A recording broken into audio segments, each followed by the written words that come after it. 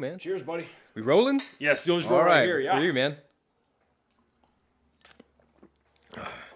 It's pretty good, man. Yeah, it's a bullet. That's like my go-to. Hell yeah. How you been? Good, man. I've been, trying to get on your show for a while, man. I know scheduling issues, stuff like that. Oh my God. Well, because scheduling in general is a bitch. Because I ran into a problem, man. Because we're in June now, so I ran into a problem in March, where I was like, man, I have these people that I want to have on. I have a few people that like yourself that have reached out, and I was like, I don't want to bite off more than I can chew. And it's not the shooting that's the problem. Yeah. It's the releasing of the content. Because a year ago, I went through a phase where I just shot 4 episodes at a time, 3 episodes at a time. So we're talking about events that are happening maybe, let's say, so 2021, so March 1st of 2021.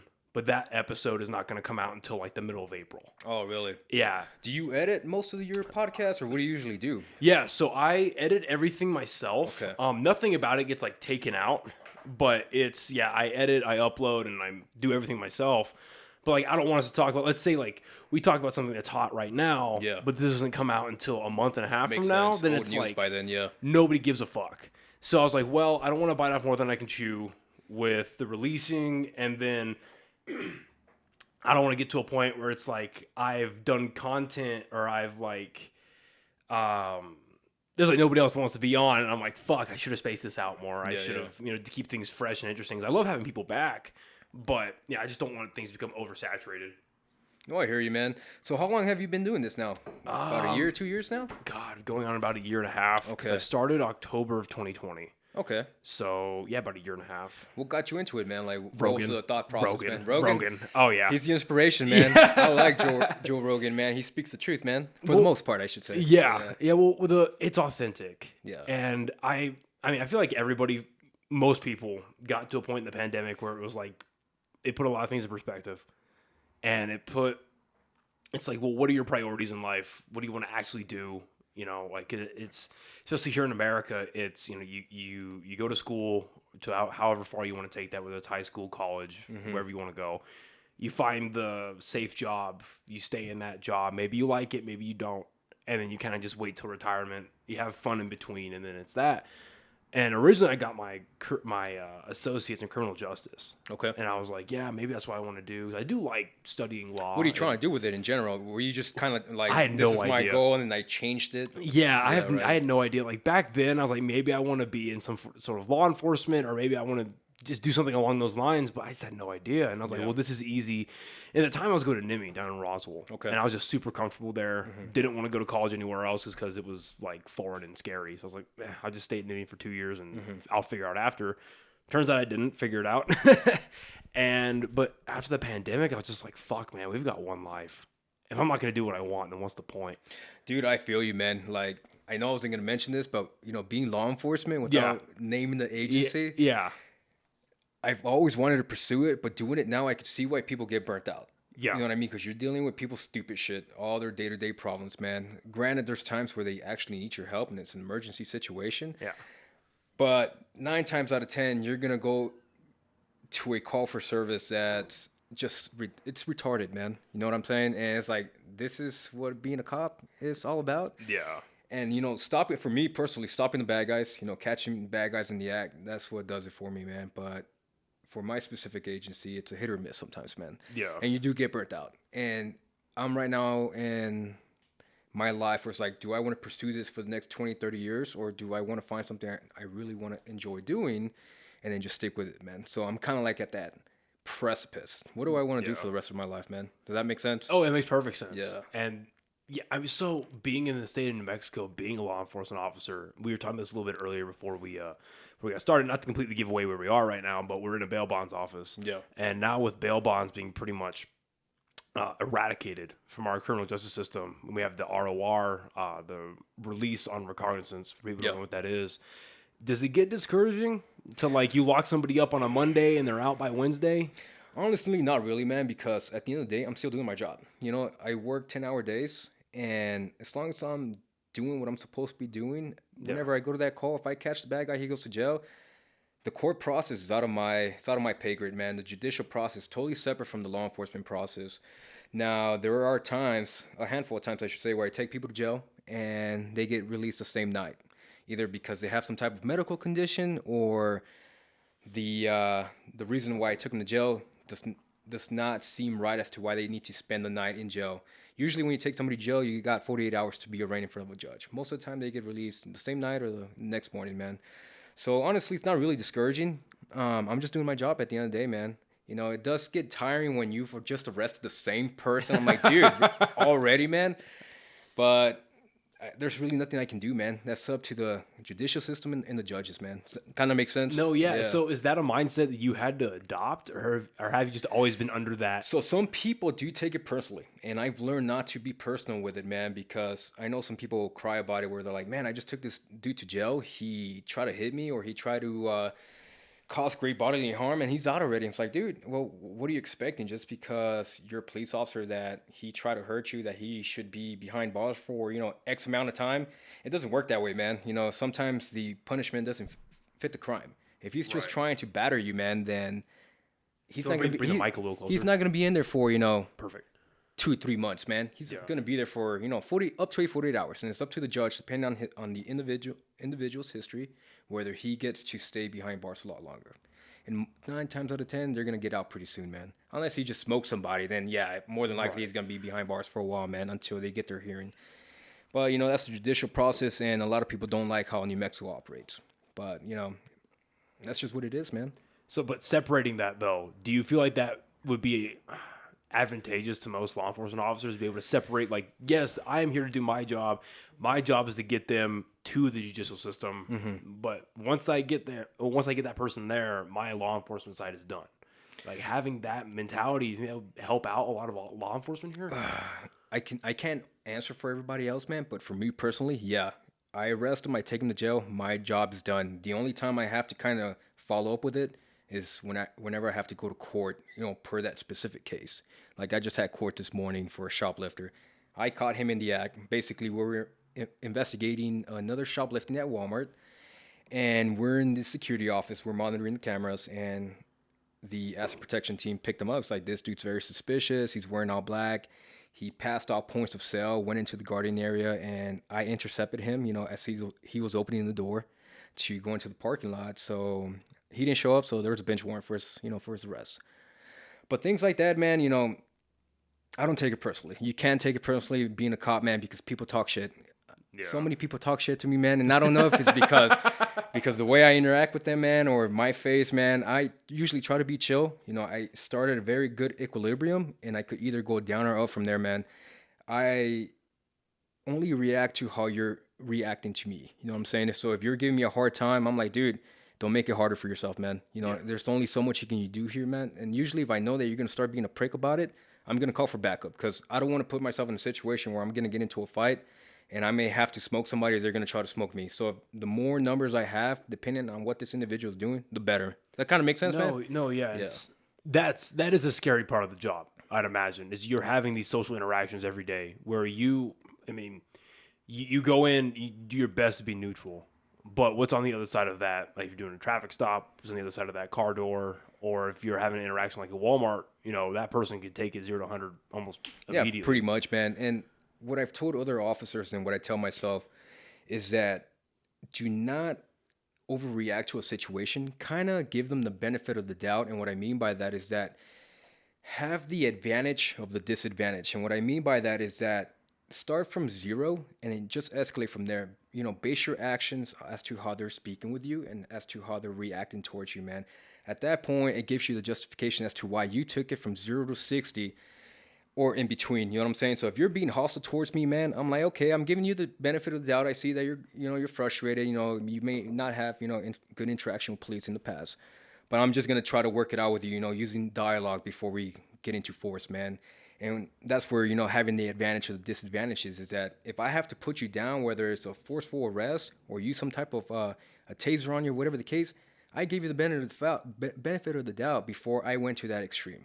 Yeah. And nowadays, everything's recorded, man. So for my specific agency, anytime I go for a call for service or I'm interacting with the civilian population, I have to record. So at that point, that's evidence against you, man. So you could see it. I'm like, I was acting friendly towards this person. I was trying to find out what was going on. He tried to hurt me or whatever the case is, and I had to use force to put him down. So that's what I mean by that, man. Yeah. A lot of people just, they can't see that, and they take it very personal, and you can't do that. Because once you start taking the job home, man, you're going to have a hard time, man. For me, it's like once I get home, unless something major happened, man, I'm going to forget about it, and I'm going to go to sleep, man. Yeah. Well, the podcast is brought to you by one of our brand new sponsors, Bucked Up Nutrition. Look, it's no secret that I love going to the gym. Fitness and nutrition is a huge part of my life. And Bucked Up has partnered up with the podcast, help support it. I cannot be more excited. This is one of my favorite workouts. It's a high stimulant nootropic. I'm hitting PRs today, so I cannot wait to use this. The Banff Black by Bucked Up Nutrition. They've also got, as you can see, some awesome clothing here. With my t-shirts, I personally prefer the short logo here. Use our promo code at checkout, OKPod20, to get 20% off of awesome clothes, supplements, all their products here to include their stacks. That's OKPod20, another awesome stringer here for an additional discount at checkout, especially now. And I say post-COVID just because I always think about, what the pandemic would have been like if the George Floyd incident didn't happen. Because there's been tensions between the civilian population and law enforcement of any stretch, whether it's like your traditional city police officer going all the way up to like maybe like the federal agencies and so forth. There's always been a tension there. But looking at everything post-COVID, post that George Floyd incident where everything just got exploded, there were protests about police officers in the United States police officers. There were protests for that overseas. Yeah. Which was insane. Which doesn't make sense, man. Like, honestly, man, it's like, worry about your own problems. And that's where what kind of pisses me off, man, is that the U.S. is always meddling in other countries' affairs. And then it's kind of, the tables are turned on us. Is like, yes, we're supposed to lead by example, but we're not perfect, man. And you can't judge an entire agency or an entire law enforcement organization based on the actions of a sole individual or a group of individuals. And that's scary when that happens, right? Because I know a lot of police officers, and I have not met one single cop where I'm like, you know what, they would 100% pull the same shit that wasn't Derek Chauvin? Mm-hmm. They would definitely do that. Like, I've never met one cop that ever gave me that impression, whether it's someone that I know personally or just an interaction that I've had. And honestly, bro, we're trained whenever for that specific situation. He was under the influence. For him to have and I don't want to speak out of terms, but based on my observation, hindsight 2020, we're not trained to put our knees on the back of a person's neck for that long period of a time. Well, there's no argument for that. Not sure why he did it, what he could have done. Obviously, there was already 3 officers there. If he still felt that he was fearful for his life or that he was going to be very, very belligerent, if he were to let go of his neck, then call for additional resources. Obviously, they didn't do that. Not sure if he has some type of personal issue against an individual or... Well, that was a rumor that I heard, that they had actually known each other for a couple months before that. They had a couple interactions. But how crazy is that there were like 3 other officers that did nothing about it? Maybe it's just poor training, or maybe they just were afraid to speak out. I'm not sure what their personal relationship is with one another, but for me and the way we're trained is that if I see you doing something fucked up, then I'm like, hey, man, I'm going to talk to you offline. Like, dude, don't do that again, or, there's a better way to go about it. Or basically what we do is that if I'm getting frustrated or I see an officer that's getting frustrated, I'm like, hey, man, let me tag in real quick. Kind of like a wrestling match. Hey, let me tag in. Let me see if I could kind of make some progress here, man, as opposed to you getting frustrated and then you're going to do something stupid. What's the point and of having all backup? The officers involved are going to get some type of reprimand, man. So it's up to the individual and your buddies to kind of look out for each other, man. So I know. So I guess without naming the agency you're a part of, like, do you feel like there should be because the biggest argument that I've heard when it comes to what to do about policing in America, one of the biggest arguments is training, right? So there's obviously a police academy that every law enforcement officer goes through, but it's about that concurrent ongoing training. I've heard arguments going from, just throw more money at it and let the agency directives do their job, or maybe even just get them into combatives training. Have every police officer get to the level of like a purple belt in jiu-jitsu or something like that. There's a lot of different arguments. So the law enforcement academy, depending which agency you're going to, could be anywhere between 18 weeks, 6 months, whatever the case is, man.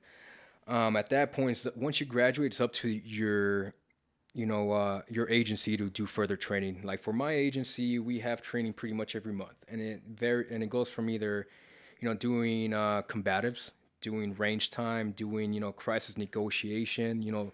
For me, I personally see it as diplomacy before war, man. If I can exhaust all options using my mouth, talking to you before I need to do something to the extreme where I have to put you down by force, either just to restrain you, or if I have to kind of, we call it stopping the threat. So if you pull a gun on me, man, and I have to smoke you, the political term is stopping the threat, okay? So don't say, especially when you're being interviewed, oh yeah, I smoked this dude, I killed this dude. No, it's basically, you got to be politically correct about it. Yeah, stop the threat based on observations. Yeah, you have to be professional about it, man. Now, when you're talking to your buddies or whatever the case, and yeah, you could kind of, deviate from that, the way I'm speaking now. But yeah, every department has their own training. Now, how they do it, that's up to them, man. Our department's pretty good when it comes to training, man, and we hardly get any complaints. We try to do more customer service than anything else, and our record speaks for it, man. Yeah, no, and it's funny you say that because I've heard, the least amount of complaints out of your department specifically. Mm-hmm.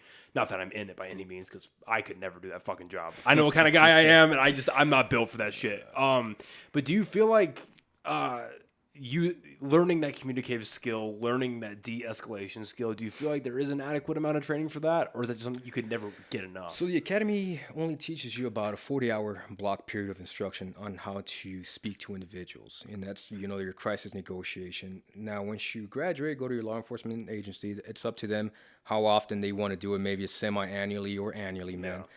Yeah. So I can't really speak for every agency. Well, for you guys, but for us, do you feel like you get enough?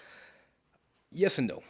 And the reason I say that is because aside from dealing with the same individuals, that are knuckleheads, you never know what this individual's going through or what crisis in their life they're in, man, or if they're under the influence, and maybe your verbal judo is not going to be enough to to kind of help them out. And I just dealt with that situation this past week, man, and I'll get onto it, here in a bit. But yeah, only verbal judo helps so much, man. And there's times where you have to use your force, man, and it's just part of the job, man.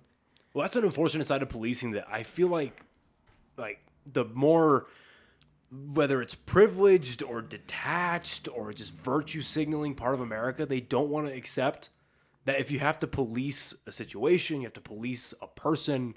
It's not always a beautiful thing. It's always like, hey, stop committing crime. Oh, I'll stop committing crime. Like, no, it's, hey, this guy is armed, or he is creating some sort of violent presence that we have to use violence to meet violence. Yeah.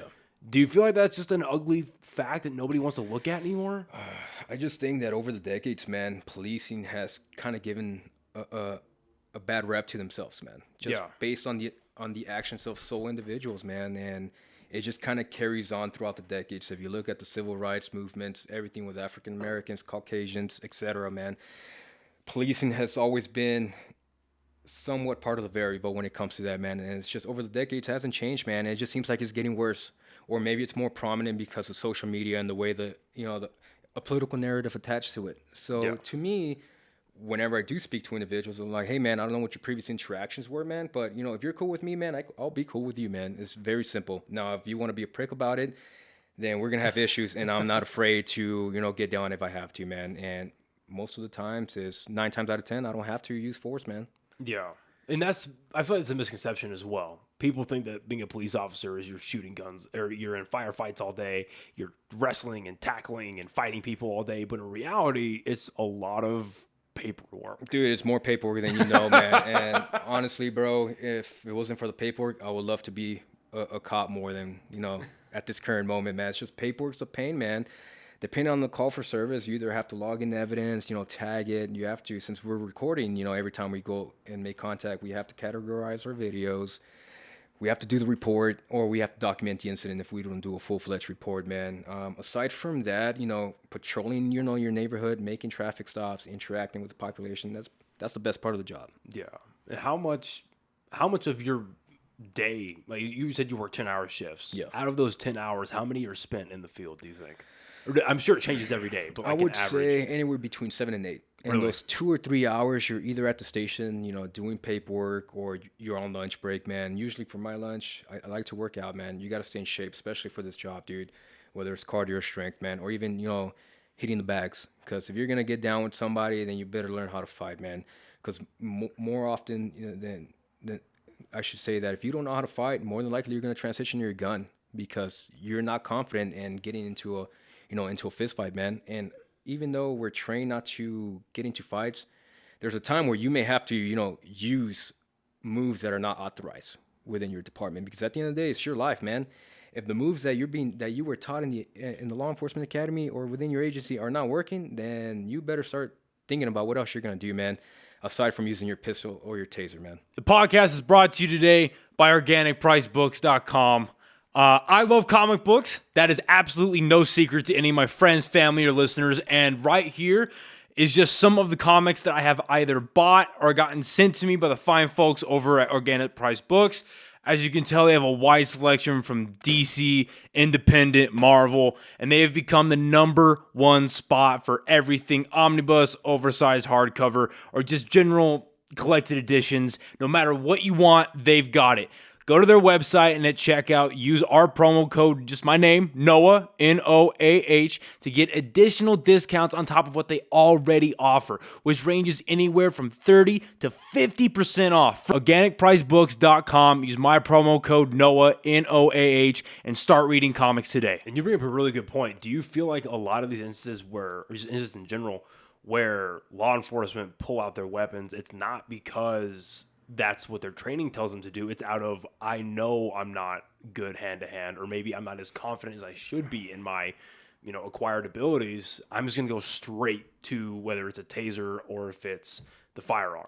So my answer to that is that it's based on 2 variables. One, on the person's history as to how they've dealt with this type of situation, and the second is whether they're insecure, man. More often than times, a lot of people are insecure. Now, if I have history of dealing with knuckleheads, and I know that getting into a fist fight's not going to be the best way to go into it, then yeah, more than likely I'm going to transition to my taser and maybe do a show of force. Now I wouldn't necessarily pull my pistol unless I know that you have a weapon that my taser's not going to stop, whether that's a knife or another gun, man. That's the only time I'm going to pull my gun. Now, if you have, maybe brass knuckles, a taser will do the job. And by then, hopefully you have your backup with you. Somebody could be non-lethal and somebody could be lethal if need be, or just get hands-on, man. And that's why I say that whenever you go to a call for service and you know that the situation is going to get shitty, start allocating additional resources. Hey, send me a couple more of the dudes, man. This dude's, he may do something. And strength in numbers is key, man. I was going to say, realistically, what's the average response time for backup? Because, I mean, like, you work in a city where it's a lot quicker, but I've got some friends that are, like, state policemen, and they're like, it takes, like, an hour. No, definitely. Until backup I've heard the same thing, man. For my agency, which is bananas to me. It's not a big city. We are, pretty much a growing city. I would say backup's there within a few minutes, if that, man. So a few minutes can be a long time if you're tussling with somebody. Yeah, if that's the case, man, if I'm able to bullshit with the person until they get there, I'll go ahead and do that. Now, like I said, I'm recording. Now, if they do something stupid and I have to use force, I'm like, hey, I was trying to talk to this dude while backup got there, man. So the advantage or the disadvantage is very important. Yeah. So in your mind, whenever you're going through these situations, because a lot of people, they'll say like, well, he had a knife. Why did you shoot him? And people that say that, I feel like I almost know for a fact, have never been in a confrontation where someone pulled a knife on them. Mm-hmm. Because closing that distance can happen in a second. So that being the case, we have this training that we call the Tuller drill. It's basically 21 feet. If an individual is within 21 feet of distance and they are closing, more often now you got less than 5 seconds to react. If they're sprinting at you within that 25-foot distance, you're either your taser may not do it, man, because if they're hopped up on something, man, either PCP, meth, or whatever the case, that taser, they may not feel it, and they won't. And they're probably gonna stab you, dude. We usually have soft armor, and they may not stab you immediately, in your torso. They could stab you somewhere else, and you can start bleeding to death, man. So that's why people that are rushing with you at the knife, they usually get popped with a gun, man. Just because that's the most effective way to stop the threat, I should say. Well, and I'd agree with that because people always think, well, if you have body armor on, sure, but you get stabbed in the armpit, inside of the thigh. Lord forbid they actually get to your neck, that you have seconds. And see, that's the thing too, man, is that you never know how you're going to react in that situation until it happens. Yeah. And if you get stabbed, you may just freak out and your body goes into shock. Your motor function's not there anymore, so you could lose your life pretty quickly. Now, I don't want to find myself in that situation. Am I 100% confident that I can stop an individual coming at me with a knife? I don't know what kind of training skills they have. I don't know what their mental state is, whether they're on something or whatnot. Who knows? I could be dealing with a fucking ninja, dude. And I don't know that, bro. So why should I put myself in that situation where I'm not coming home tonight, man? I would rather, put 2 to the torso, and I have more than enough justification as to why I did that. Yeah, and this is why I wanted to talk to you about the stuff like this, because I think it's silly to get opinions on things like whether it's a law enforcement or whether it's like military interactions or anything where your life is in immediate danger. I think it's very silly to talk to someone who has no fucking experience or clue about what's going on. Yeah. I think it's absolutely foolish. How long have you been doing this for? I've been with my agency just a little over 2 years now, man. So I got with them in April of 2020. So just a little over 2 years now, man. When the pandemic hit. So, yeah. So I'm still technically a sophomore, So, yeah. So I'm still, the new booty, So it's still going good, man. I've learned a lot of lessons, man. SWAT teams taught me a lot, man. They operate totally different as opposed to a patrol officer, man. But, the end goal is to apply what I'm learning, every day and, just keep progressing with my career, man. This is your first experience with law enforcement? Yeah. I'm assuming. I put in for other agencies, man, and it just hasn't worked out, man. I've put in with agencies with, you know what? I'm not going to go ahead and name them, man. It's okay. So, a few other agencies that didn't want me for, X amount of reasons. Right. Yeah. And so are you in SWAT or are you? Yeah. Yeah. So how long have you been doing that for? Since December of last year. What differentiates that from your typical just patrol officer? So for our agency, they're part-time. The SWAT team's part-time. It's not a full-time, gig. So anytime there's either an active shooter or a barricaded, subject, 9 times out of 10, they'll activate the SWAT team, depending on the circumstance. However, if, nothing's going to get done, we either patrol the SWAT, they'll just go ahead and put the undercover guys on it, man. And they'll just sit on the house, or they'll try to monitor the individual, and they'll try to capture him whenever he's out and about, man. So there's ways to do it, man. And SWAT team, I would say they'll put every other option on the table before they have to make entry into the house. If it's not an active shooter, situation, and you don't have to go in there and stop the threat, then they'll explore every other option before they go ahead and put dudes in the house. Because you never know who's in there, man. You don't know how many people are in there. You know what kind of weapons they have. And even though, yeah, we have armor, it just takes one shot, man, to kill one of us, man. Yeah.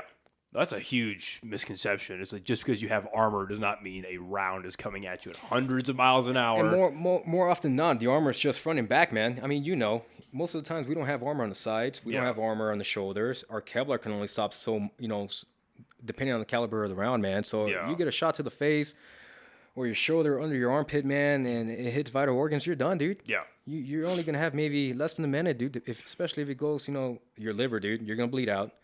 You may have a collapsed lung.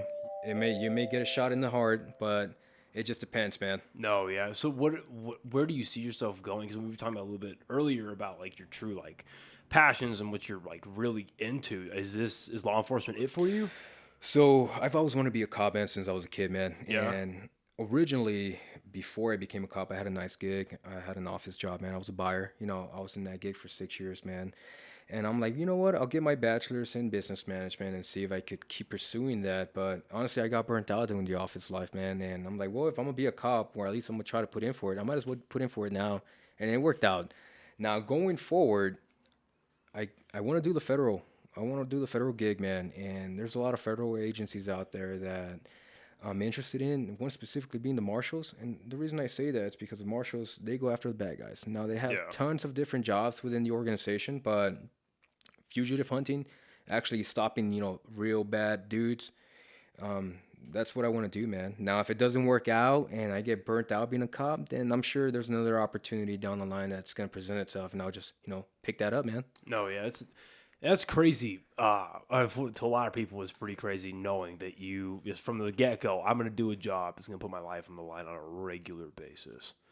Is that ever something that you kind of tussle with, or is you've already accepted that? It's like, yeah, that's just a part of the game. I know the dangers of the game, man. You're just a player in the game, man. There's good guys, there's bad guys, there's cops and robbers, man. Now, you never know who you're dealing with, man. You may deal with somebody that's having a shitty day, and maybe you could talk to them, or you're dealing with somebody that has freaking military training, dude, or they go to the gun range all the time, dude. They know what they're doing. They know how to tactically move, and if they catch you slipping, dude, you're done, bro. Yeah. And that's one thing about being a cop, man, is that especially being in your unit, I'm always looking over my shoulder because I don't know who may creep up, dude.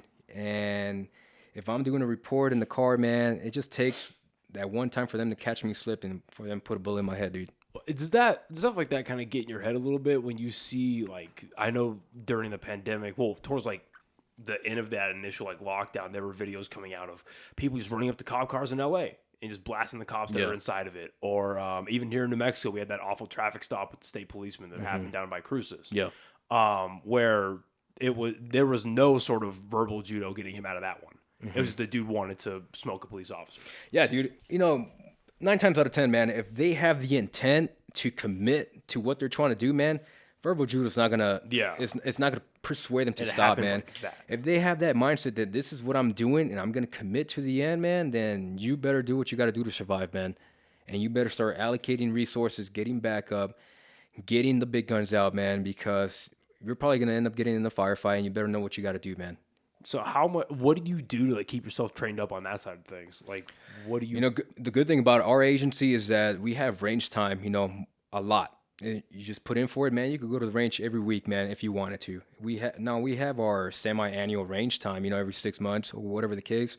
But it's up to the individual, man, whether you go to some, private, range to go ahead and shoot, or you ask your agency, hey, can I go to our outdoor range and shoot, man? Just so you could get comfortable with it, man, because, gun skills is a perishable skill. If you don't do it for a while, man, you may have a malfunction and you're going to be fucking with your gun while somebody's putting down rounds down range, man. So at that point, you better get some cover, some concealment. I mean, man. Yeah. Cover concealment, man. Yeah. Unfuck your gun, get back in the fight, man. So it sounds like from your opinion, which is awesome, and it's really not something you hear too much. Like you guys have adequate, ability, funding. You have the ability to do it. It's just a matter of the individual officer going out and taking the time to take care of that. And do you feel pretty much, man? Do you feel like burnout just gets in the way of training? It does, dude. It does, man. Because for me, I can't speak for others. Sometimes it's like, fuck, man, I got to keep with my training, whether it's my mental training, man, my academics, my PT, my gun training. It's like, shit, I just want a regular job, bro. Like, where I could just be fucking lazy, go and sometimes I miss my office job, bro. It's like, I 9 to 5 office job. I'll go and sit on the fucking computer, do what I got to do and go home. So, as opposed to being, on the edge, 24/7 when you're a cop, dude. So what were you doing before this? You said you were a buyer. Yeah, I was a buyer and acquisition. So basically I would buy things for, our engineering department, marketing, our sales, logistics, stuff like that, man, the executive staff. And it was more for commercial aviation and stuff for the military, man. Unfortunately, so I got fortunate that they were closing the company down and I got picked up by my agency during that transition period. Otherwise, I'll probably still be with him, man, or maybe I'll be doing another office gig, man. But I'm like, you know what? I've always wanted to be a cop, and this is probably the best time to do it. Yeah. That's crazy that and realistically speaking, provided that you were better than average at your job. That's one thing I found here in New Mexico is the job competition is not exactly steep. And so as long as you're just better than average, you'll get another job in that field somewhere else. Definitely, bro. And what's the population in New Mexico now? Well, about 2.2, 2.5 million around there, right? A little more than that, because I think Albuquerque's actually just cracked 1.2 million itself. I feel like.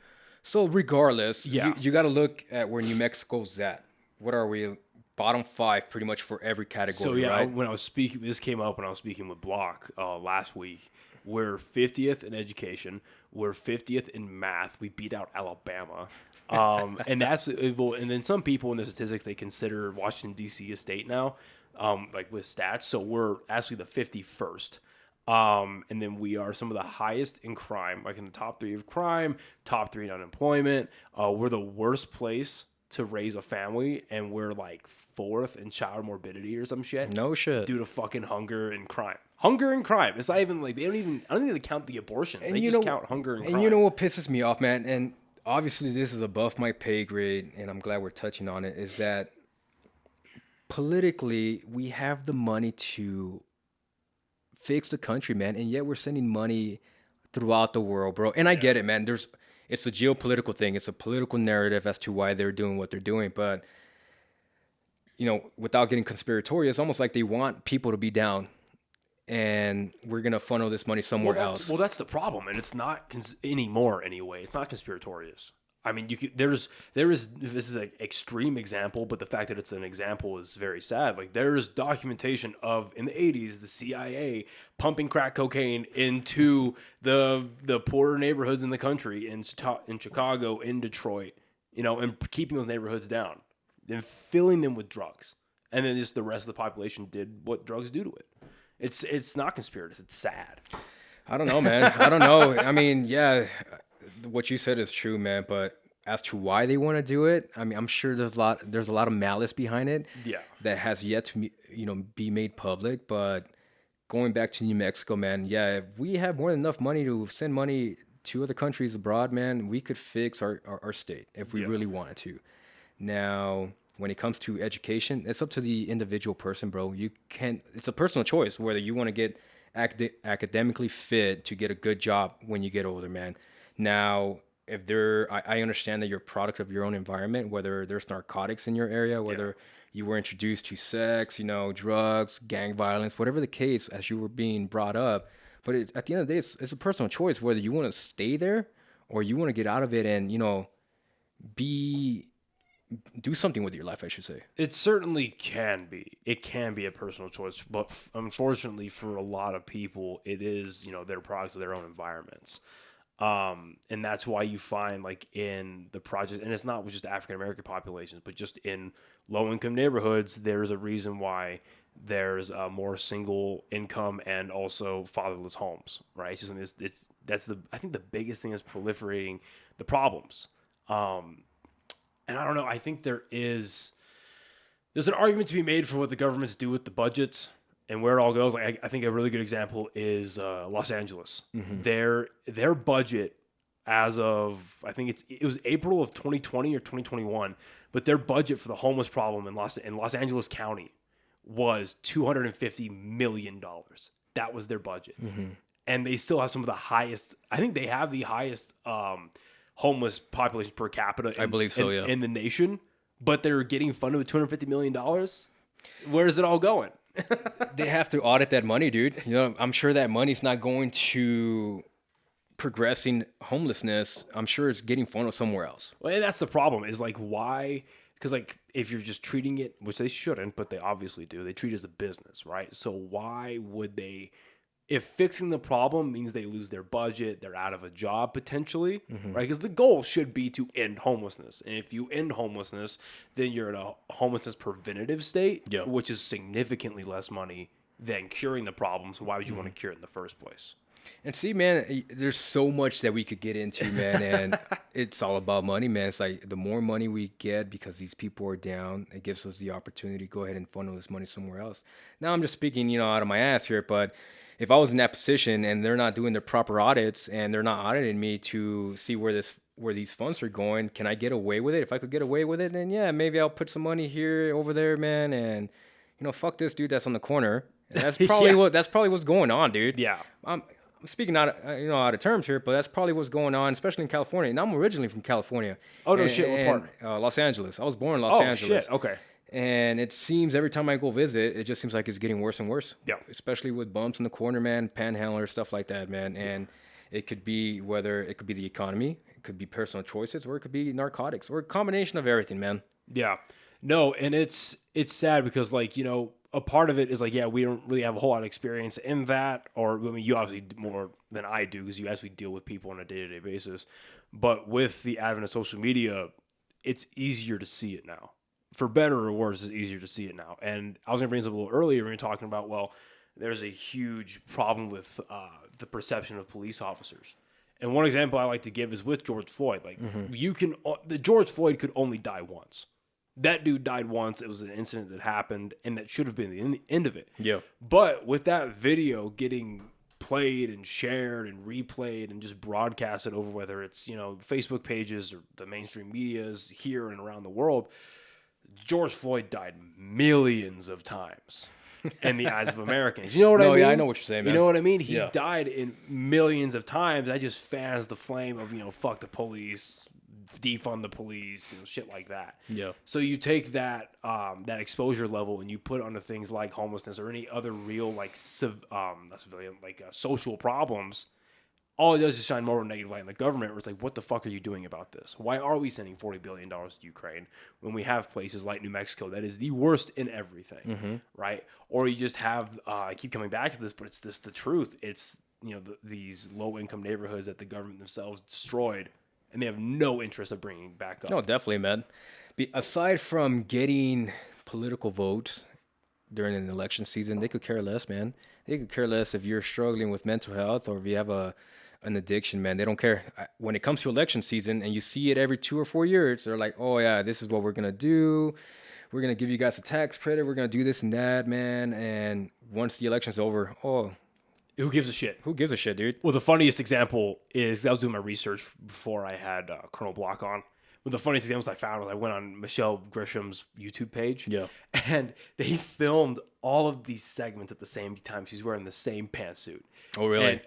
And they were distributed out. First one came out maybe 4 weeks ago, and then it jumps to 2 weeks ago, and then 3 days ago, and it's like, so they're all pre-recorded at that point. It's all pre-recorded, and they're just giving him out up until the pre-primaries, and it's like, or the primaries. It's like, New Mexico now has legal marijuana. New Mexico now has free childcare, free preschool. And when it comes to the weed, man, I don't know, man. I mean, yeah, we could tax it. It's going to bring more funds into the government. What are they going to do with that money, though? And then you got to look at it.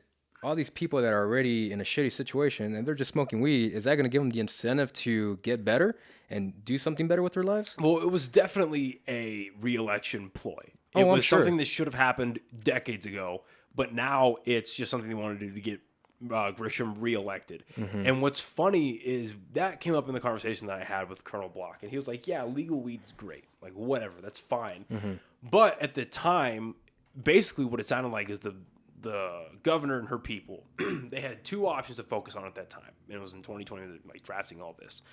We could either focus on getting legal weed, or we could focus on getting Intel in here to open up another plant. I think it was in Rio Rancho or somewhere in Bernalillo. Okay. To open up another plant, which would have meant 15,000 jobs minimum. Okay. And then he goes and he's meeting with the governor of Arizona, where they eventually went.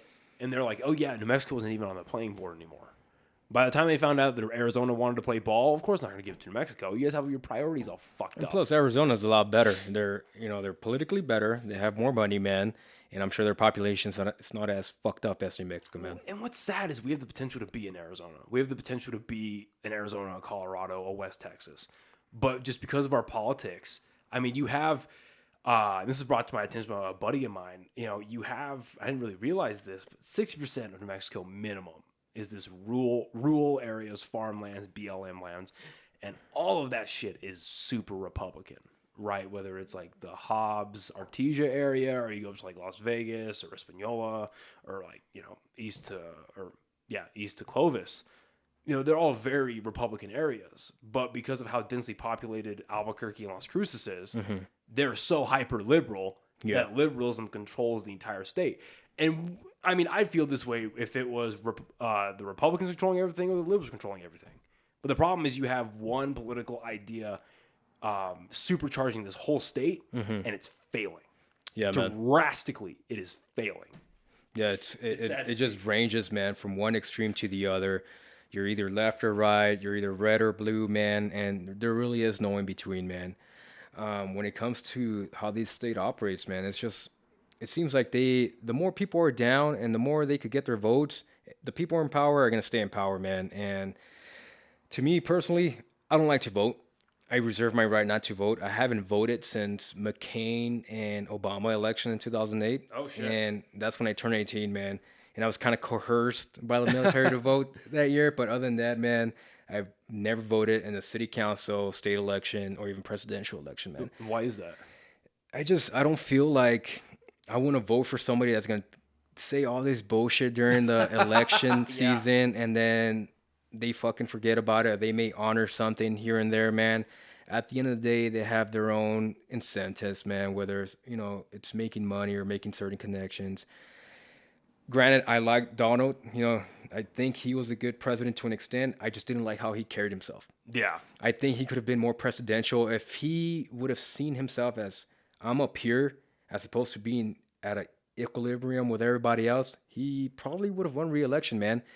And maybe if he runs again, he may win. But I think he could have carried himself a lot better. Yeah, and I agree. And it's gotten to the point where there's a divide in the Republican Party at a grand scale. I feel like there's a huge divide among these people who could be running for president, where it's like they are either so on the coattails of Donald Trump, they want to write off that name, or they're Republicans like, yeah, I have conservative views, but I just don't really want to associate with the Trump brand, the Trump name, because of how many negative connotations there are with that. But I agree. If he would have carried himself better, he might have had a better shot, but it's hard to get reelected when COVID first begins. True. That's tough. I mean, look where we're at now. When did it start? 2020, right? When it was very prominent, 2 years, going on 3 years.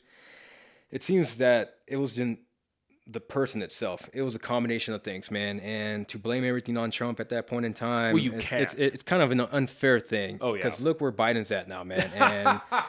And it just seems like the entire administration, on top of all the federal agencies, take blame for it, man. It was just a clusterfuck. Donna could have handled it a lot better, and Biden could have handled it a lot better, man. So we kind of have to be fair with both of them. And that's why I say is like I don't like to vote for people because they're gonna tell me one thing just to get my vote, and then now my name's gonna be tied to that, man. Honestly, for me, it's like I'd rather be my own person. If you win, you win. If you could make the country better, then so be it. If not, then at least my name's not tied to that vote, man. Well, would you consider yourself an independent then? You think? I've thought about it. More of an independent now. If at any point down the line I see somebody that's very intriguing, I may vote, man. But yeah, at the end of the day, I'm just a witness. I'm witnessing to how this country's playing every day, man. If it goes down the toilet, then so be it. I'll be ready for it. And if not, man, then we're still the best country to this date. Yeah. Now there's a lot of geopolitical things that may keep us, unstable, but America's still America. Yeah. I don't know. It's a slippery slope what's going on right now for sure. And we are having like the back-to-back shootings are just calling for the gun control to happen, and it's tough. It's tough to make a judgment of what's going on in the White House, but I think it's almost unanimous that Biden is not in power. It's everybody around him. And oh my God! I hate being conspiratorial, man, especially when talking about politics. And I don't know how his administration is handling the whole thing, man. And what I mean by that is like his cabinet. Like, what is his cabinet telling him? Or what are the people that get this intelligence, this information? Are they filtering it out to a point where he's like kind of oblivious as to what's really going on? Or is he getting everything he needs to know and he's just like, I don't fucking care. This is my path going forward and this is how it's going to be. I don't know, man. But is he the actual leader of the country? Probably not, man. Yeah, I'm going to say probably not. I don't know who's pulling the strings. I mean, you could say maybe Nancy Pelosi to an extent, and she's been in power for a while. Yeah. Politically, I would say that she has a lot more power than Biden does. Yeah. Because she's just been in Congress for so long that she knows the inner workings. You could say the same thing about Biden, but his track record's not the greatest. No. And him being he's considered the oldest president now, right? Like, he has to be. What is he, like 80 around there? Let's see. Let's ask Siri. Joe Biden's age. Yeah, he's 79. 79, right? Oh my God. Now, if he runs for re-election, that may be an issue. I don't know, man. He may kick the bucket. It's tough, right? Because obviously not nobody, but most people don't like Biden right now. Mm-hmm. And the people that do, they mostly argue on the side of the Democratic Party on the liberal mindset. They're not exactly triumphing for Biden. But it's like, fuck, who else are they going to put up? They can't put up Kamala Harris because people hate her more than they hate Biden. And the way she carries herself in the horrible. media, it's terrible, dude. I think they just put her on the ticket, and I hate being racial, maybe just because she's a female. and she's African American to an extent, or she's a mixture of a few things. She's Filipino or something like that, Yeah, right? Okay. It's hard to say that they put her in there upon competence. Okay. It's hard to say that. Well, because what absolutely blew my mind was that the Democratic Party, they pride themselves literally on like the pride movement, on the minorities movement, on the we're so inclusive and we love everybody. You know, it's not just the white man's game anymore. Yeah. Right? They pride themselves on that. But then they had the most diversive lineup in history for the presidential ticket. They had everyone from Cesar, I think his name was Cesar Chavez, the Hispanic guy, and then they had Pete Buttigieg, who was the openly gay one, and then they had Andrew Yang, who's the whole lineup was all jacked up, man. Well, it was just so diverse. None of them had great ideas, except for maybe like Tulsi Gabbard. But then there you go, you have a female. I actually liked her, man. Me too. Yeah, even though she was Democratic, you know, she served in the military. She was well spoken. You know, she was very elegant. She's from Hawaii, right? Yeah. I honestly wanted her to get the ticket, man. And that's my point. She didn't play ball. That's one of the reasons why for she sure. didn't get it. So they have all this huge, literally colorful lineup. And then they chose the old white guy.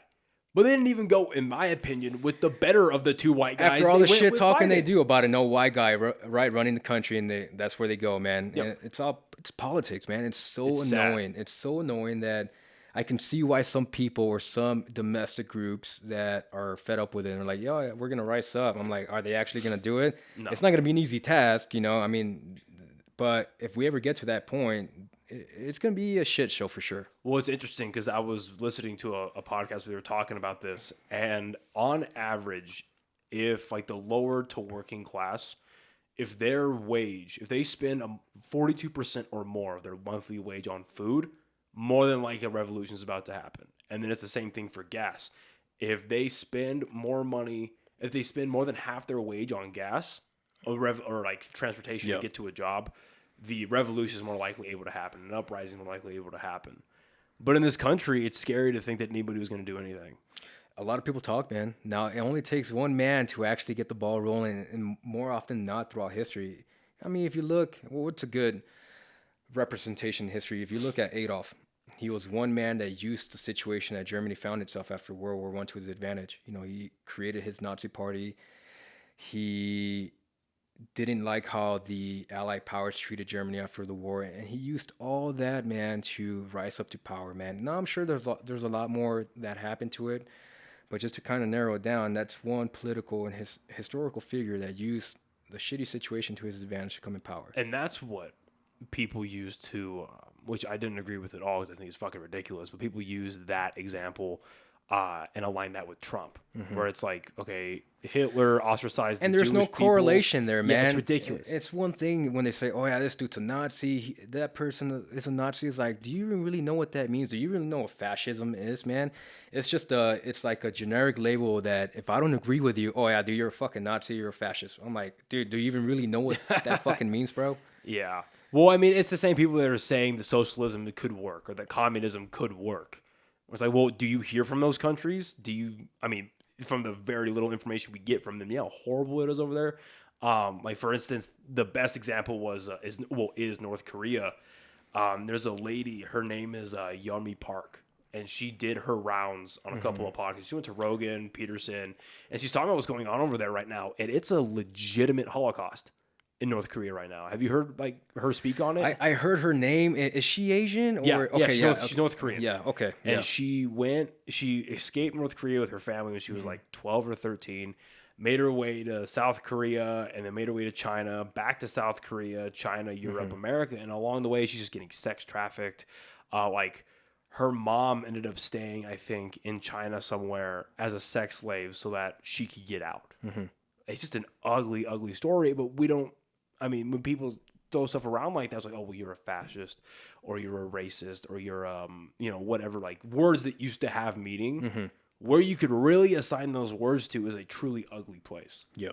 And it just gets thrown around like it's nothing. Yeah, man, it's a generic term now, man. And I think the divide in this country is a lot worse now, especially because these terms are being thrown out there like it's just candy, man, when they actually had a genuine, meaning to them in the past. Now it's like, if you just don't agree with somebody, oh, dude, you're xenophobe, you're racist, you're prejudiced, whatever the case. I'm like, no, just because I have a right not to agree with you. I'm Yeah. giving you my opinion.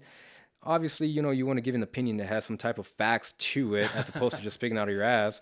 But nowadays, it just seems like this country's prime for some type of quote unquote revolution. You know, it just seems like we're headed that way, and it may start in the cultural divide. And if cultures within this country don't get along, it's just gonna take something to set it on fire, man. And it's just gonna progressively get worse from there. Yeah, and we were talking a couple of days ago, and you guys had an interaction where somebody called you a Nazi because you showed up because of a mask incident. Oh yeah, man. I was know we were so talking about dumb. that. So without getting into specifics, you know, and honestly, I didn't agree with the whole face mask thing because there's really no science to it. And you know, the CDC said, "Oh yeah, we don't need no face mask," and then they changed their tune. "Oh yeah, we need Yep. face masks. You may need to wear two." And obviously, there's a shortage of the N95 masks. I'm like, we'll have to wear two now. I'm like, dude, we're like, where is all these facts coming from? But to my point, and I told the dude, it's like, you know what? I agree with you, man. It's not that I'm telling you that you need to be escorted out of the premises. Is that management who owns the building or who's operating the building is telling me to express their feelings to you that if you cannot abide by their policy, then you have to leave the premises. It's very simple. And I was very cordial about it. And then obviously he gave me feedback as that, you know, whenever He gave you feedback. That's a nice way to put it. when he gets elected to office, you know, that he's going to do so much, you know, that he's going to change the way, you know, the country or, you know, his specific office is running things. I'm like, that's cool, man. If you're able to make it happen, make it happen. But good luck with trying to change everything else, man. It's easier said than done, bro. And to me, it's like, dude, like I understand, just don't make it harder for yourself, man. It's just like either abide by it or maybe just barely put it on, man. And just go from there, man. Well, that's what I thought was always funny with people that were like, well, we shouldn't get masks. This is private business. That whole argument. It's like, yeah, but if a private business requires you to wear a mask, you can't get mad about it. No, and more often than not, you know, as an officer, you know, if we have to trespass somebody from the property because they're not abiding by a certain policy or whatever the case, then we explain to them it's like it's not us, man, that want us to for you to leave. Is they're asking us on their behalf because we're officers. You know, Yeah. they don't want to do it. They don't want to get put in a situation where they may get into a fight. We are there to maintain the peace. You know, at the end of the day, yeah, we're warriors, but we're also, you know, quote unquote peacekeepers to an extent. And you know, just some people think that we're very abusive with our power, and I'm like, that's not the case, man. I can't speak for others. For me, it's like I can only enforce what I'm allowed to enforce. Yeah. If I'm not if I'm not sure of something, then I'm gonna ask somebody else that is sure. I'm like, hey man, dude, can I enforce this? You know, this state statute of this ordinance, or like, has it been, you know, is it expired? Whatever the case, man. I don't like to abuse my power, man. It just doesn't work that way. But I mean, I'm sure you've had interactions where there are police officers that are like that. I mean, there's Oh, yeah, bad man. I apples mean, in every bunch. Yeah, man, it's just like that. Every person has their own personality, and whether they let it get to their head just because they're a cop, man, that's on them, dude. I mean, at one point, you're probably gonna get put in a spot where you may not get backup, you may not be in uniform, and somebody recognizes you. It's like, fuck that, dude. I'm gonna go ahead and step up to him. Now, whether you have means to protect yourself, who knows, man? But you may get caught slipping at one point. Yeah, that just all goes back to what we were talking about a little earlier. It's about training. I don't think you, especially if you have a job like that where your life is on the line, I don't think you can train too much. No, man, you get burnt out, bro. And for me, honestly, like I'm exhausted after a 10-hour day. I I just bet. want to go home. I want to chill. I want to be a normal person, man. And a lot of people say when they're a cop, it's a lifestyle. It honestly is, dude, because you can't shut it off. I'm like, technically you can to an extent, but being a cop, that stigma follows you everywhere. Like, oh yeah, I recognize you. You're a cop, and as opposed to, hey, like, hey man, you work at an office. It's totally different, dude. And you just have to learn how to maintain your mental health to an extent. And how much do you think like the politics of the state bleed into your job? Do you find that happening a lot? You know, for New Mexico specifically, I would say more the qualified immunity portion of it as opposed to anything else. I just know that it was repealed and we are liable now for some type of civil lawsuit if we were to operate an extent where we could be sued civilly. Now, for my agency specifically, as long as we operate within our SOPs or standard operating procedures and we don't deviate, you know, from those, the department's going to get our back, you know, 9 times out of 10. Now, if you start deviating and you do something fucked up and you're civilly held liable or even criminally, then it's gonna be a long day, bro. Yeah. So for people who don't know what that is, what is qualified immunity? Pretty much. I mean, if, for example, let's go to judges. They have qualified immunity. If they were to let go of somebody, or if they sentence somebody and something happens, it doesn't come back on them, just because they're in that position. They're a judge. For an officer, if you do something where you're operating in a way where it's not within your SOP, or you did something dumb, you forced an issue, or whatever the case, or somebody has a complaint against, just for the slightest of dumbest things, they complain on you, and they could sue you civilly. Before they repealed qualified immunity, people weren't able to do that. So now you kind of have to operate more carefully and walking on eggshells. Do you think it was a good thing that got repealed? Because to me, that looks like a direct response to the overwhelming idea that police brutality is this like prevalent thing in this country. Every cop is out there to get the minorities, and that everyone is it's just a war right now. So do you think that was a response to? I would say yes and no. And what I mean by that is that now we have to operate more carefully, which we could put ourselves in a dangerous position, because we're like, well, if we do this and something happens, shit, I may lose my house, or I'm gonna, lose some money because this person's gonna sue me. So now you have that second thought. Fuck, should I use force? Should I not use force? This person may sue me, his family may sue me. As opposed to before, it's like I can operate, 0 to 60 with no fucks given, and nothing's gonna happen to me. So I honestly think it should have just been based on person to person, case by case. If this person, went above and beyond from what he needed to do and he fucked up, then yeah, held that person liable, as opposed to fucking blaming everybody else. No, and I agree with that. But what do you think? Like, what's the mindset between just having all or nothing, in your opinion? Because I mean, this isn't obviously a decision you get to make, but unfortunately, you're bearing the consequences. You're bearing the responsibility of, now I have to add. I think it's a good point. Is you have to add. Do I want to use force or not? Do I have to slow down your reaction time, which could mean the difference between life and death? No, definitely, man. And if you get put in a situation where you have to take somebody out, man, and you second guess yourself, it may be your life at that point, and you're not going home that night, dude. And for me, it's like if I have to put somebody down, I would rather be, I'd rather be judged in the court of law. I'm still alive. That person's not. If I knew that I had to smoke this dude, there was a reason to it. I'm just not gonna end somebody's life just for the sake of doing it. It's not right, man. Now, if I have to take somebody out, they probably did it to themselves. Well, more than like, and that's an ugly truth that people need to understand, is that more often than not, like, are there examples where law enforcement interacts with somebody they shouldn't, or like a bad call is made, literally or figuratively?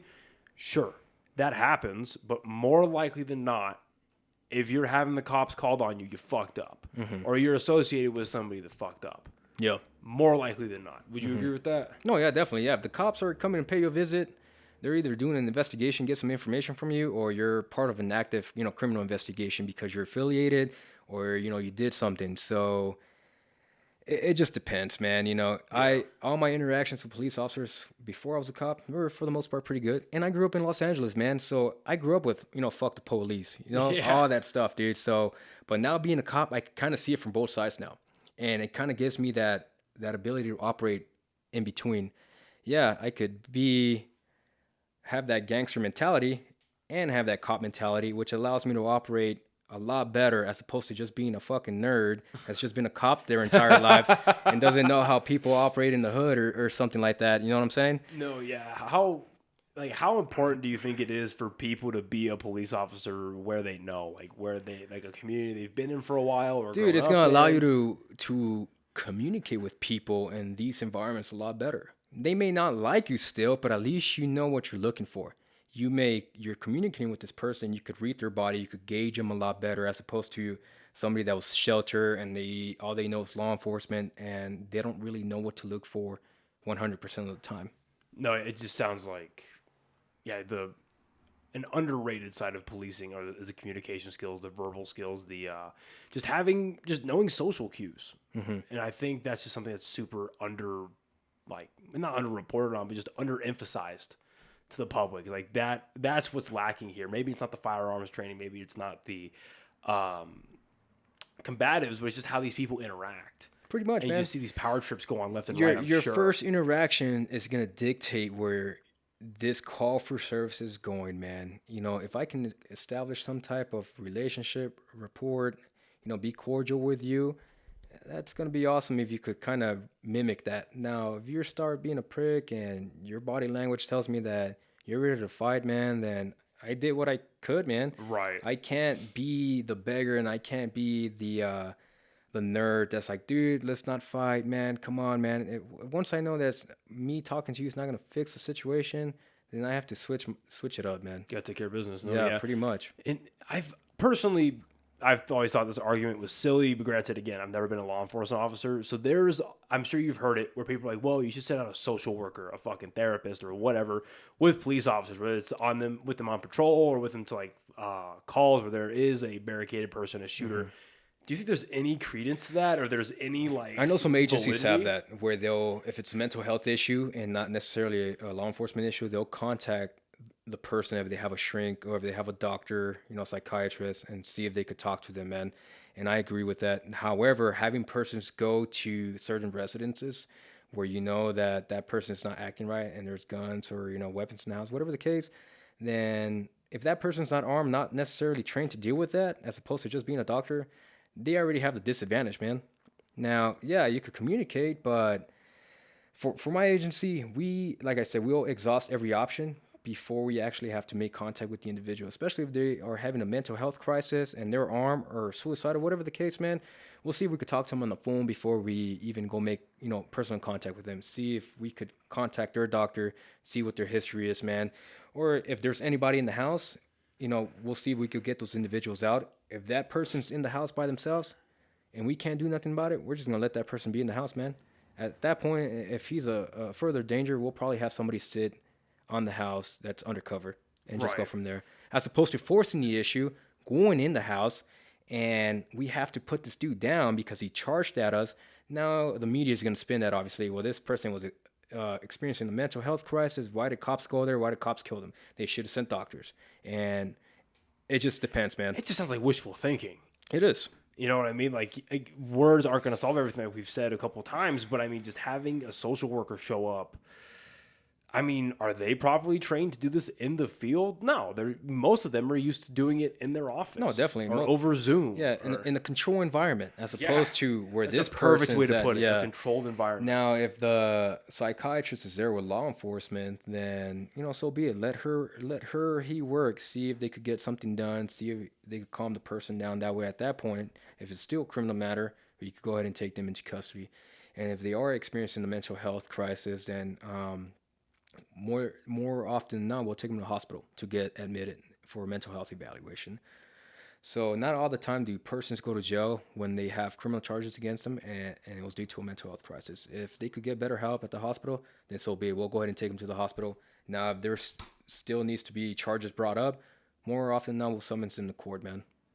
Do you like deal with a lot of mental health cases? Do you see that popping There's up a lot, a lot? man. Yeah, there's a lot of mental health, whether it's because they have homicidal thoughts, suicidal thoughts, or because they OD on prescription, or the biggest thing that I see now, it's smoking wax with people that are schizophrenic. That's really important. Being schizophrenic and smoking wax, man, and it's not a good combination, bro. Yeah. Let me tell you what, because that wax is potent and it just increases everything else, man. Well, it's because it's pure THC. Yeah, pretty much. And then for people that are schizophrenic or have schizophrenic tendencies, or it's really crazy, is that they have a history. Like they've never shown it themselves, but there's schizophrenia in their genes, like in their family line. And they take an edible. I don't know if you know this or not. That will fuck their world up, because dude. edibles are 5 times more psychoactive than like smoking pot. Yeah. Because it's all getting digested and goes to your bloodstream quicker, and so on and so forth. But do you see that, like, what do you think is like the common denominator with a lot of the mental health crises that you guys go to? Is there a common denominator? I'm not too sure, man. I don't want to speak out of terms. It could be maybe they're not diagnosed right. Maybe they just don't know they don't have it, and they're feeling a weird way, and they just haven't received the help, man. I'm not too sure, man. But usually, whenever I go to those calls, and I know they may have some type of issue, I won't force the issue if I don't have to. If it's not a criminal matter and they just made some type of statement, I'm like, hey, man, can you kind of elaborate? Is this what you mean? Was it taken out of context? How did you feel when you said that? Was it directed towards somebody? Are you going to act on that? The two biggest things that I have to ask when it is a mental health situation is like, do you feel homicidal? Are you going to kill somebody? Or do you feel suicidal? Or are you going to kill yourself? Depending on how they answer that, it's whether I may have to admit them into a hospital, whether it's we take them or we call the paramedics and they'll take them to the hospital. It just depends, man. Have you found there's like any other like poking or prodding questions you could ask outside of just the blunt, like, are you homicidal? I have to ask those questions. You have to say it verbatim. It's a direct, yeah. Okay. Because, like I said, we record now, and I have to document it. I'm like, I asked him these two questions, and this is what he said. Because in the event something happens down the line, and he does carry out on some type of suicide or homicidal act, it goes act, back to you because you didn't ask who was the last officer that went to that address. Oh shit. You know what I mean? So I have to ask it. And if they do say something that was taken out of context, well, I had this situation about 3-4 months ago. It was still wintertime, and it was an African-American fellow where his spouse was admitted at a hospital because she had cancer, and she was on her deathbed, and he made a comment to her that if she died, he would kill himself, right? So obviously spouse was concerned. So we get there. She called us, and we go make contact with this dude. And I had to ask him, it's like, hey, man, what did you mean by this? Was it just taken out of context because you were upset? Because, I mean, I get it. You know, your wife, she's on her deathbed. And he made a comment. It's like, no, it was taken out of context. I was just really upset. There was a couple of officers that wanted to force the situation and take him to the hospital. And I'm like, no, I'm not forcing that. I have everything that I need right now not to admit him. And he was starting to get very agitated because the other two were trying to force the issue where he may have gotten combative. He's like, I am not going to the hospital. Force the issue. Where we would have to put him in cuffs. Well, right, but what were they doing specifically, I guess, to agitate that guy? That they were adamant about taking him to the hospital. Oh, this is being very verbal about it. Very verbal about it. He's like, no, I'm not going. And to me, I could already see everything going for it. This guy's African American. He's a veteran. He has a mental health condition. I believe he may have been schizophrenic. He's an elderly fellow, and yeah, he made a comment that was taken out of context. His wife was just concerned. So we end up calling the spouse back, and this is what we told her. And she's like, okay, well, I just want to make sure that you guys were checking on him. And it's like, well, he made this comment, and he said it was taken out of context. It's like, okay, yeah, you guys don't have to take him to the hospital. I could see why he was upset. So having all that on our side, we were able to document as to why we didn't take him to the hospital. But that's where I mean, it's just some people would like to force the issue when you don't have to. Now, if we would have forced the issue and something would have happened where we had to take this dude to the ground or use some, any other type of force and something happened to him, it could come back on us. It's like, well, this dude's experiencing a mental health issue. He's African-American. He's elderly. He's a veteran. And I could really see that, man. And that's the thing. And that's what I mean by that is that we have to operate, as we're walking on eggshells because you never know. Well, I mean, and where do you think that comes from? Just like, because I hear that story and I hear about these police officers trying to make this more than it is. Is it like they want an adrenaline rush? They want to be able to take something down. They feel like we need to take this so I know I don't get fucked up down the line if he does something. So yeah, if you don't take a person, for that specific, situation, just document it well. The wife said it's okay. You don't have to take him. We're not taking him based on what he said, and just articulate it right. So in the event something does happen, it may not come back to you. It'll probably still come back to you to an extent, but at least you document the incident pretty well. But some people just like to force the issue, and I don't know why, man. Like, dude, you're putting yourself in a bad spot when you could have easily stepped back. Yeah. You know what I mean? And just go from there, man. And that's one thing I like about being a cop. It's just that every situation is slightly different, but then we also have to walk on eggshells because we don't know what this person may do or what they're thinking.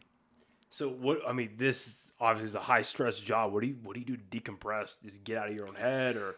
For me, bro, personally, I try to work out as much as I can, but I meditate also, dude. I like to meditate a lot, at least 2-3 times a day, even if it's a 15-minute, 20-minute session. If I could get, 2-3 in, I feel better, especially before going to work, after work. If I meditate, man, I just feel that much better, man. What form does meditation take for you?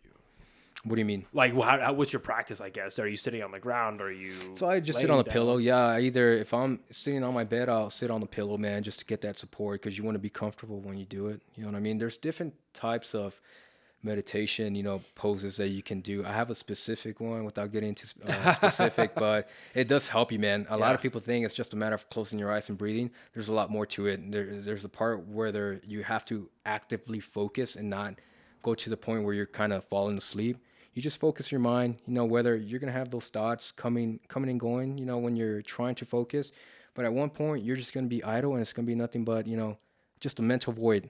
And that's where you want to be, man. Just that darkness, that mental void, meditate. And that's where you really focus. And it's almost like you're awakening your subconscious. And that's where you find yourself, man. Yeah. Well, it's a tough thing to do, and I agree. There's a huge misconception that you're just going to sit and close your eyes and do nothing. But no, it is mentally exhausting getting to the point where your mind is completely blank and you're focusing on a single. It's not even focusing on something. You're focusing on nothing. Yeah, pretty much. Which is almost impossible for a lot of people, especially today. I mean, with the advent of phones and how many screens are around us at all times. Ours, what's it called? Our attention span is shot. It is. I know mine is. Dude, let me tell you what, man. I'm either on my phone. I like to watch YouTube a lot, man. Just dumbest shit on YouTube, dude. I'm either reading the articles. I like to keep up with politics, everything that's going around in this country and outside of this country. But then I get to the point, it's like, fuck, man, I just need like a mental break, and that's where the meditation comes in. And I mean, man, you either have to train physically, you have to train your mind. If you're some type of profession where you need to handle weapons, train with the weapons. So you kind of have to do everything. And for me, meditation is like it's the key at the end of the day. If you're mentally right to deal with any situation, then you're solid. Yeah. No, it's people, I mean, I know I find it tough sometimes to set aside 20 minutes, 15 minutes, but it's one of those things you just have to force yourself to do it. You do, man. And I've been doing it for years now. I think I started meditating back when it was 2016, 2017 timeframe. And the way I started is, I'm not sure if you're into anime. I see a lot of things here, man. But there's certain animes where the warrior will meditate. It's part of their training regimen. And I just did more research to it. And a lot of the meditation fundamentals come from, from Hindu, the religion. And I just did more research, and I'm like, I can see why people do this. And after kind of just doing experiments as to what works for me, I have my own pose. I don't deviate from that pose, man, and it helps me out, man. And it's just a mind of, a way for me to clear my mind and just focus on nothing. Does that kind of make sense? No, that makes perfect sense. Yeah. And it's something I really want to get myself back into doing. I know it is beneficial, oddly enough. Okay, well, what anime are you watching? Because right now, nothing, man. I just got done with Baki. Is that good? It is pretty good, man. It is pretty good. Now, it is kind of far-fetched, some of the fight scenes. Oh, well, that's just Japanese. But that's just Japanese anime, man. Yeah. But it's a good show. It's a good story. I know that they're coming out with another one. I think it's I don't recall. He fights for a corporation. He's just a fighter. I don't recall what it was. Ken gonna assure us what it was. Okay. Yeah, it's on Netflix, man. But other than that, I'm not a big hardcore anime. It's just I like more of the fighting, animes that are out there. Have you seen Berserk? I've heard of it. I have not seen it. I'm not a huge anime guy. I'm way more into comic books. Mm-hmm. But Berserk, I watched that over the pandemic, when it first kicked off, lockdowns were happening. And that shit is pretty good. Ridiculous. That's on Hulu, right? Probably. Okay. They have they made a 90s anime show, and then they did 3 CGI style movies in the 2000s, and they made a show following that. But basically, it follows this guy named Berserk. He's named Guts. Mm-hmm. And he just carries a giant ass sword, and he just goes around fucking people up. And his life is horrible. His life is fucking horrible. I don't want to go into a bunch of details and context, but there's 3 movies on Netflix. Each one's an hour, around 15 minutes, and it's fucking good. And it got me to the point where I was actually reading I have the hardbacks of the books. It's fucking great. And that's the thing, man. Is on the topic of medication is that a lot of the warriors throughout history, they've meditated. Yeah. It's just part of their regimen, dude. And I see myself as a warrior. I may not be the best, at everything, but at least I know I hold my own. And if it's a life and death situation, you're damn right I'm going to do everything I can, regardless if it's an honorable action or not, to survive, man. At the end of the day, I need to survive.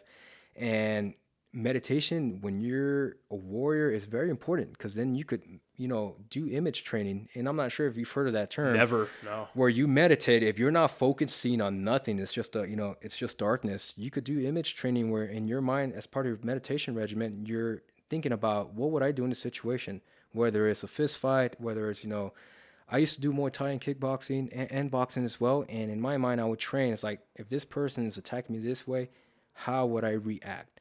Now, that's where image training comes in, is to just mentally prepare yourself to another person's actions, or just finding yourself in a situation as to how you're going to react. And it works, man. I mean, because I find myself where I'm just acting subconsciously. It's just muscle memory. And I may have not done it, physically multiple times, but just because I've trained my mind, I'm like, okay, this is what I need to do. Yeah. No, that's interesting. I've never heard of that, but I'd love to look more into that. That's good. So image Training. Yeah. Interesting. Huh. And so having that mindset of a warrior, how important is that to you? Because I mean, that's the mindset you need for being in law enforcement. Like I said, being in anything that's like threatening your life, you need to have that. How important is that mindset to you? Dude, I mean, so I'll say this. I've been in the military, just got out without naming what branch. I've been between active and reserve a little over 12 years now. And I went in when I was 17 and I turned 18 in basic. And to me, it's like, I always had that warrior mentality, either between playing basketball when I was being brought up, being in a situation in California and Los Angeles, dealing with other people, getting into fights. I've always had that mentality. Now that I'm a cop, man, it's like you have to be a warrior with the mentality that you may get into a situation where you have to fight to survive, or you're helping somebody else, or whatever the case is, man. But you just have to be mentally ready, man. Yeah, no, I completely agree. And one point I definitely wanted to talk to you about before we close out, having that mentality of a warrior and being mentally fit, physically fit, spiritually fit, it seems like as well.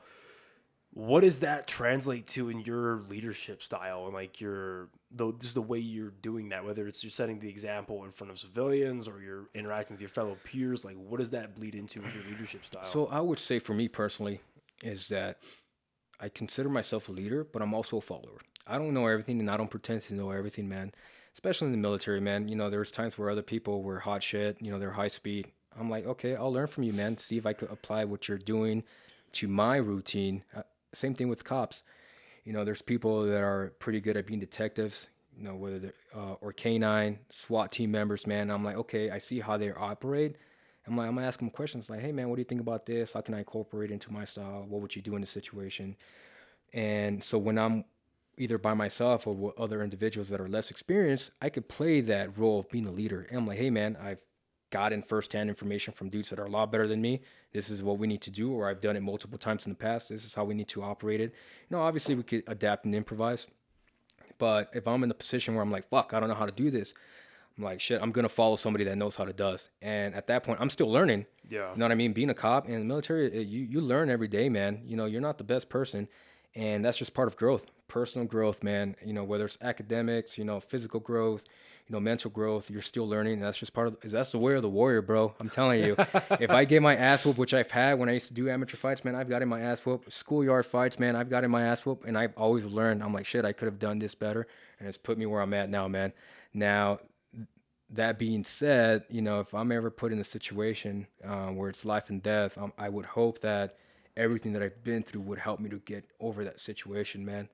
So yeah, that's just where I'm at, bro. Well, it's an evolving thing too. It's something you shouldn't ever really perfect, but it's something you get as close to perfect as humanly possible. Pretty much, man. You're never going to be perfect, dude, in everything, man. It's just a matter of training every day, or, whenever your schedule allows you to train, man, just to kind of maintain that.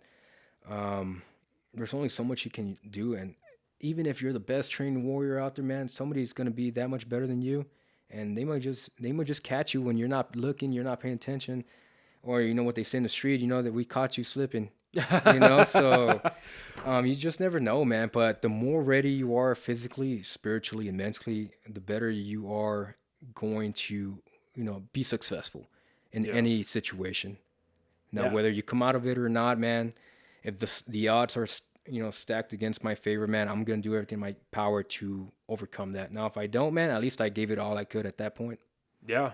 No, you're right. And I mean, as morbid as that is, you're right. And I think you have the right mindset. And my hope is that, you continue to influence and, branch that out, because obviously everyone should want the best out of their police officers, the best out of, whatever society protection is at that given moment. You want the best out of them.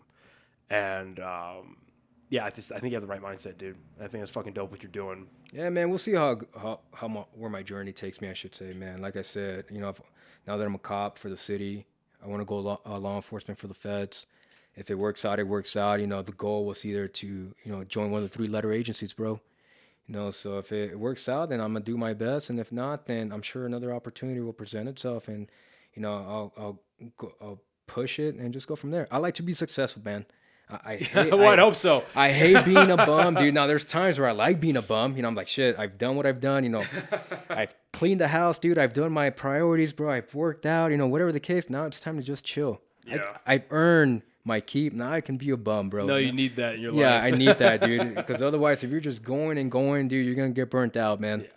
Yeah. Well, hey, man, I really appreciate you stopping by. Appreciate you, bro. I'm glad we fucking got to do this finally. It's been a lot of fun. Yeah, man. We'll do it again soon. Definitely. I really appreciate having you in. Yeah. And I appreciate everyone listening and watching. And we'll see you guys next time. Bye, everybody. Peace.